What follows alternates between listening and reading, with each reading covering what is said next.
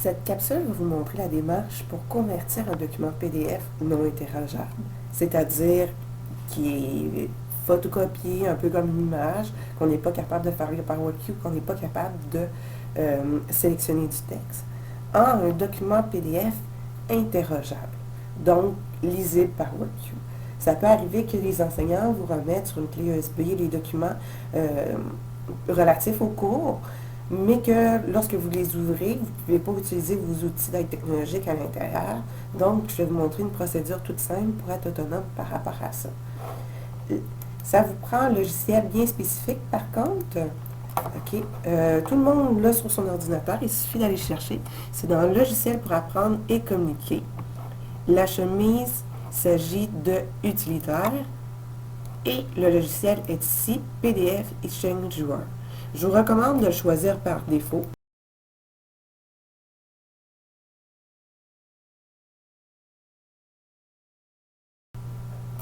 Donc, pour faire l'opération de conversion de fichiers PDF interrogeables, on doit choisir le logiciel PDF Exchanger. On est dans la chemise logiciel pour apprendre et communiquer. Donc, j'ouvre le logiciel en double cliquant. Mon logiciel s'est ouvert et j'avais déjà un document d'ouvert. Je peux vous montrer aussi la façon de choisir par défaut le logiciel. Posons, on est dans notre explorateur de fichiers, l'enseignant vous remet des textes que vous devez utiliser. Vous pouvez choisir, vous voyez, c'est un fichier PDF. Vous pouvez cliquer sur le bouton droit et sélectionner « Ouvrir avec ».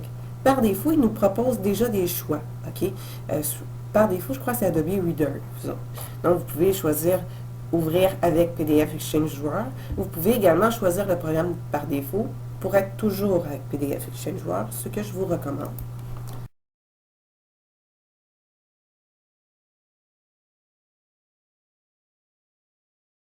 Donc, je retourne ici dans mon document PDF et on voit que même si mon outil sélection de texte est activé, je suis incapable d'interroger mon document. C'est ce qu'on appelle un document non interrogeable. Par conséquent, WorldQ, il sera incapable de le lire. Si je fais un essai, il va me donner ma fenêtre, mon message d'erreur.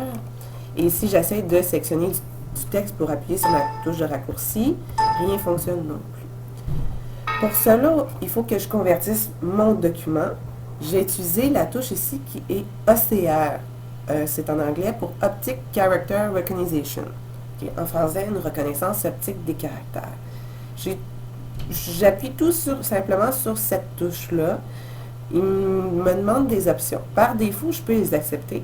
Simplement, si vous êtes en anglais, changez la langue, qui est ici venue sélectionner pour dire que mon texte est en anglais. Sinon, on peut laisser ça comme ça et on appuie sur OK. Le traitement des pages est lancé. Pour qu'un traitement soit efficace avec le logiciel PDF Exchanger, il faut que ma photocopie soit de bonne qualité. Donc ici, on voit que mon texte n'est pas flou. Et il faut que je n'ai pas de caractères dans le fond, soit des images, soit des picots, afin qu'ils reconnaissent comme il faut chaque lettre.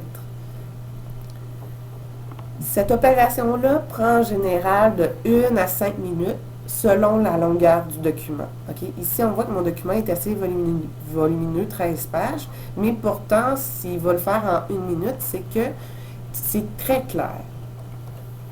L'opération est terminée. On voit qu'une étoile est apparue, ou un petit astérix est apparu sur le titre de mon document. Au fond, PDF Exchanger, c'est son moyen pour nous dire on a fait des opérations sur ton document original et elles ne sont pas sauvegardées. Donc, prenez l'habitude de faire OK, on va enregistrer sous. Vous pouvez conserver l'original intact. Vous retournez sur votre clé dans vos documents. Par défaut, moi, je vais le mettre sur mon bureau. OK, ici. Et moi, je garde le même titre, et j'écris OCR à côté pour dire que j'ai fait cette opération-là. Enregistrer. Bon, ici, on voit que je suis dans mon nouveau document, et si je sélectionne, OK, il faut faire attention de ne pas être sur la main. Là. Si vous êtes sur la main, c'est sûr que vous êtes incapable de sélectionner du texte. Mais si je prends mon outil sélection de texte, on voit que je vais être capable de venir en sélectionner. Je vais demander à WorldQ de me le lire. il veut que j'appuie sur ma touche raccourci. Je reviens sélectionner mon texte.